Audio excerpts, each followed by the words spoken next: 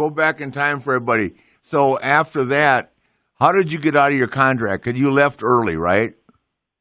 Well, no, I didn't leave early. What happened was, around that time, because Bischoff obviously didn't know about this meeting with Vince. Nobody knew. I kept it total secret. It never got out.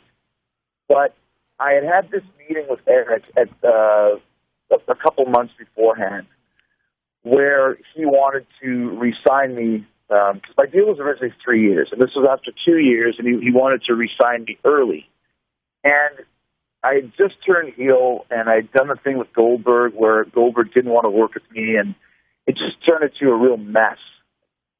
So I knew that there was really no reason to stay in WCW, because even if I had this great storyline with Goldberg where they put me in a match with a midget Goldberg, and I claimed it was the real Goldberg, and I beat him, so then Goldberg's streak was broken. It was Jericho 1, Goldberg 0. Yeah. And then the next week I came out and challenged him to come fight me in the ring right there, even though I knew he wasn't in the building. So I had a 10 count.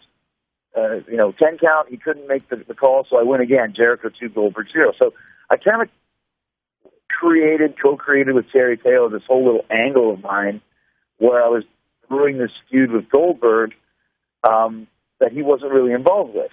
And he didn't like that, Goldberg. He thought it was comedy, and he was getting mad at me. And I'm like, dude, go talk to the bookers. Like, I don't give a shit. Like, I'm just doing what I can do. And meanwhile, I love that. Fans had signs in the crowd, Jericho 4, Goldberg 0, or Goldberg's going to kill you, or Goldberg. And my idea was, I'll do this angle, and then we'll have a pay-per-view match, and then he can squash me, but it'll be like the greatest squash match of all time.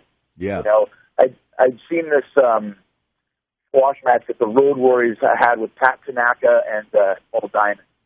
And it was like the best match I'd ever seen, but it was a total squash. Mm-hmm. Like Pat Tanaka was so good at just selling everything. And, so that was what my idea was. And that was kind of the tentative plan. So, long story short, I showed up one day in Phoenix for Nitro, and they said, you're working with Goldberg tonight. And I said, well, what's the finish? They said, same finish as every night. Jackhammers and spears you in a minute. And I said, well, why are we doing this? We just built up these last 4 weeks of, me claiming that I beat Goldberg 4 times. I thought we were going to do this on a pay-per-view. And they said, no, we're not going to do it. And I said to myself, I was thinking, you know what?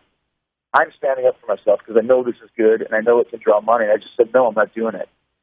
And I remember, I think it was Terry Taylor said, it's never bad to lose the world champion. I mean, it's a good thing. You're losing to the world champ. I said, not in a minute. I said, we're doing a pay-per-view. We're doing the 5-minute squash, just like we talked about. I'm not doing it. And then I went and hid. In the upstairs. It's a trick I learned from Benoit. I went and hid upstairs until the show started. They couldn't find me. They just forgot about it. So I didn't have to do it. It's typical WCW disorganized. So then the next week I show up in Long Island. That's great. Just hide, right? So the next week I show up in Long Island, and they said the same thing. They said, okay, Jericho versus Goldberg, he's going to pin you in a minute. I was like, no, we're not doing this. And so I got called into a meeting in Long Island at the Uniondale Coliseum. And it was me and Goldberg and Bischoff and Hogan. Hogan was in there for some reason. Yeah. And, at the time, once again, I'm a nobody, man. I'm just trying to make my way, and I'm intimidated by Bischoff and by Hogan. Like, that's Hulk Hogan. I never had any real interaction with Hulk at that point in time. So the three of them were basically yelling at me, like, why are you refusing to do a job to Goldberg? And why are you doing this? And who do you think you are? And I was like, I'm not refusing to do a job for Goldberg. I'm just sticking to the plan to this angle that got over. Look at the signs in the crowd. Because Jimmy Hart told me, he said, the only way you can really judge how fans are reacting to something is by the chants that they give in the ring and by the signs that they bring. They make their own signs. They bring them to the arena. We have nothing to do with it. So you can always tell what's getting over by the signs that people are holding out. And I thought that was a pretty good point. So I took that to heart. And I said, look at all these signs in the crowd. They're waiting for this match. They want to see Goldberg kill me, so let's make him pay for it. I got nothing else going on. Bill's not doing anything. So, and then Goldberg was just flipping out. He's like, I'm the guy that stands in the sparks. I breathe in smoke. I breathe in sparks. I breathe in fire. I'm the world champ. And I said, yeah, if I kick you in the nuts right now, you'll go down just like everybody else. And this. Well, you did. Didn't you have to choke him out or something?